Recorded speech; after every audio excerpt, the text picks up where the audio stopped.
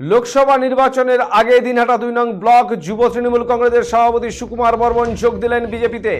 সোমবার দুপুরে কেন্দ্রীয় স্বরাষ্ট্র প্রতিমন্ত্রী তথা কোচবিহার লোকসভা কেন্দ্রের বিজেপি প্রার্থী নিশীথ প্রামাণিকের বাসভবনে তার হাত থেকে বিজেপির দলীয় পতাকা নিজের হাতে তুলে নেন সুকুমার বর্মন এবং আনুষ্ঠানিকভাবে এদিন বিজেপিতে যোগদান করেন তিনি। মাতরম বন্দে মাতরম বিজেপি বিজেপি বুলেট ছবিতে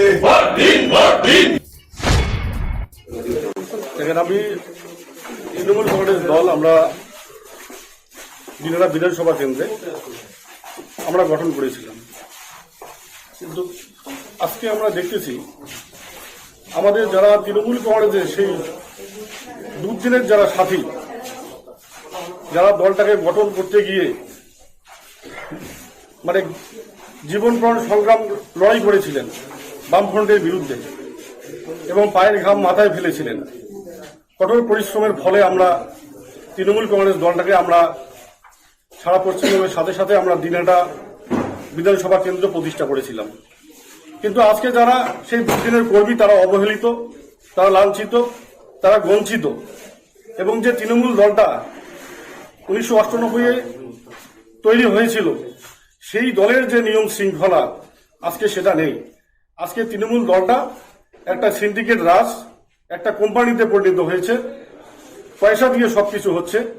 আপনারা দেখেছেন পঞ্চায়েত নির্বাচন কিভাবে হলো, পয়সা দিয়ে পঞ্চায়েত টিকিট নমিনেশন নিতে হলো, প্রধান গঠন করতে গিয়ে লক্ষ লক্ষ টাকার বিনিময়ে প্রধান গঠন করতে হলো, জেলা পরিষদ অযোগ্য ব্যক্তিদেরকে জায়গা দেওয়া হয়েছে পয়সার বিনিময়ে।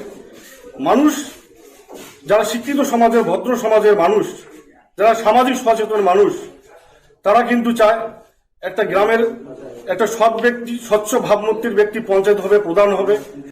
মানুষকে স্তব্ধ করতে চায় যারা মানুষের গণতান্ত্রিক অধিকার হরণ করেছে, যারা মানুষকে বিভিন্নভাবে লাঞ্ছিত বঞ্চিত করেছে, তাদেরকে উপযুক্ত জবাব এবার ভারতীয় জনতা পার্টির নেতৃত্বে আমরা এবার সেটা তৈরি করব। মাতরম বন্দে মাতরম বিজেপি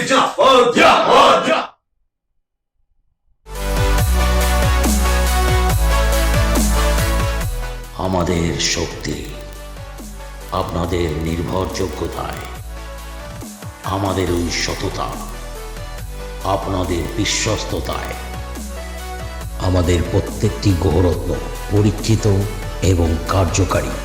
স্বর্ণ শিল্পের শিল্পী Dutta jewellers, PS road, hotel BD building, Cooch Behar.